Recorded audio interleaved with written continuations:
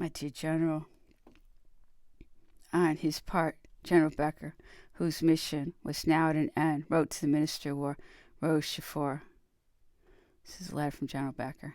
July 15th, 1815. My Lord, I have the honor to inform Your Excellency that the mission with which I have been charged by the Provisional Government, that of accompanying the Emperor de Rochefort, has been this day accomplished in the roads of the Isle of Aix.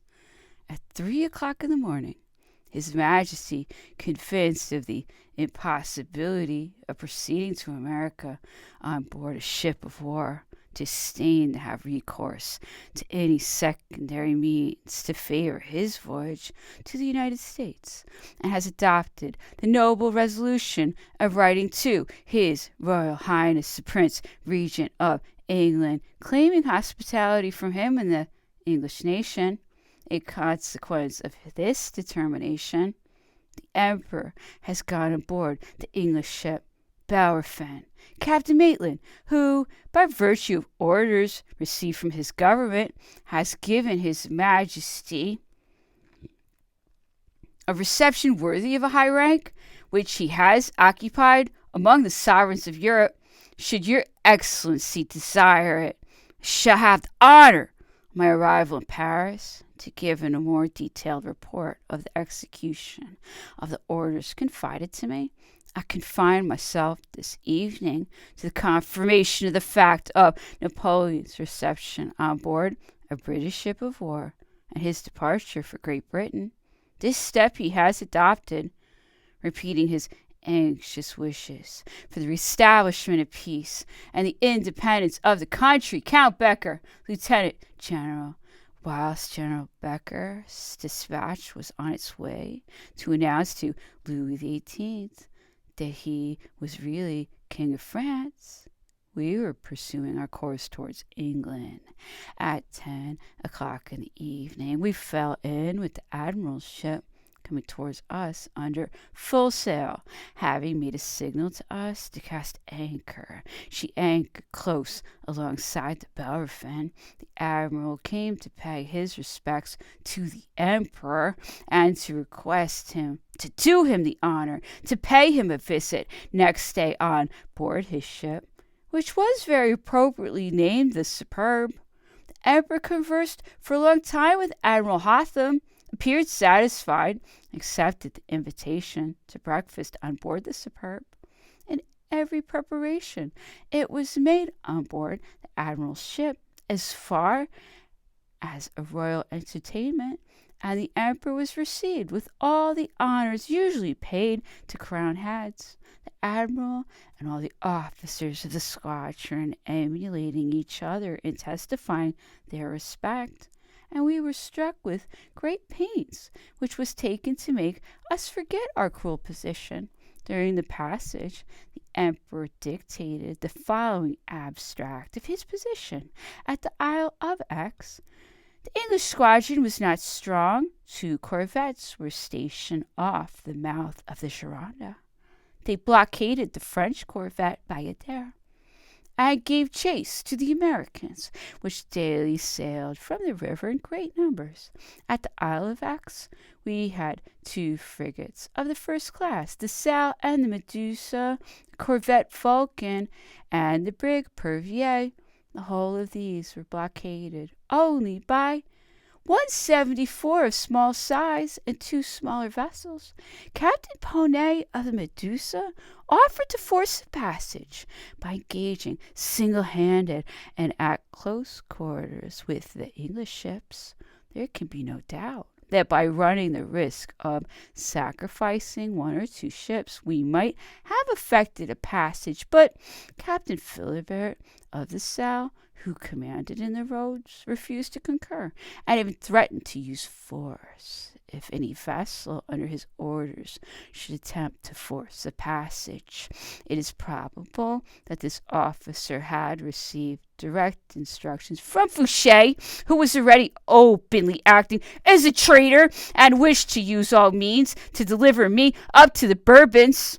There was no longer any hope of being able to reach the sea by means of the frigate said to have been put at my disposal by the provisional government, and I landed on the Isle of Aix. The garrison of the Isle of Aix was composed of an admirable regiment of marines on which I could reckon. Officers had given me assurance of their devotion to my cause. The commandant of the island had been one of my former soldiers in Egypt, and the young officers of the navy promised to a man the Danish brig, which belonged to the father-in-law of one of them, or two chasse-marées, in which they declared themselves ready to make their way through the English blockading ships during the night, and thus to gain the coast of America. It would have been necessary, however, to have touched at some part of the coast of Portugal for supplies, either with the brig or the chasse-marées. Under these circumstances, I called a privy council, composed of the officers of my suite, informed them of the impossibility of any longer calculating on reaching America by means of the frigates, and after having unreservedly explained to them my position, I requested them to give their opinions the course which it seemed best to adopt. Two courses of action presented favorable chances: to try the fate of arms in France, or to appeal to the hospitality of England. In order to commence the former, I could have placed myself at the head of 1,500 marines, full of zeal, completely devoted to the cause of their leader. They would have conducted me to Rochefort, where I should have been reinforced by the garrison of that city, whose spirit was excellent. The garrison of La Rochelle was also confidently to be reckoned on.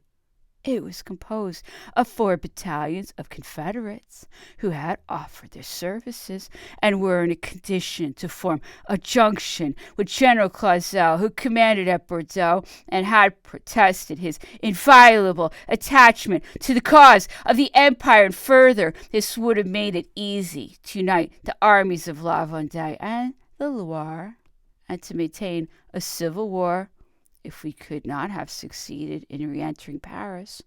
But the chambers were dissolved. From 50 to 60,000 foreign bayonets were in France and were arriving from all sides. Civil war could have no other result than that of placing me as emperor in a better position to obtain arrangements more favorable to my personal interests. But I had renounced sovereignty and only wished for a peaceful asylum. I could not therefore consent to expose all my friends to destruction for such a result, to be the cause of the desolation of the provinces, and finally, in a word, to deprive the national party of its true supports, by which sooner or later the honor and independence of France would be established. I only wished to live as a private individual. America was the most suitable place, country of my choice, but finally England itself, with her positive laws, might be also a proper asylum. It appeared from the language of Captain Maitland that the Belfriend would convey me to England, where I should be under the protection of the English laws, and it was reasonable to believe that the English people were too fond of glory to fail in taking advantage of a circumstance which would form one of the brightest pages in the history of their country. I determined to go on board an English ship, but assuredly I would not have taken this course had I entertained any suspicion of the unworthy treatment which was reserved for me. My letter to the Prince Regent was a public declaration of my confidence in the generosity of my enemies, and Captain Maitland, to whom it was communicated before my going on board the Bellerophon, having made no observation on its contents, by this fact alone recognized and consecrated the sentiments which it contained.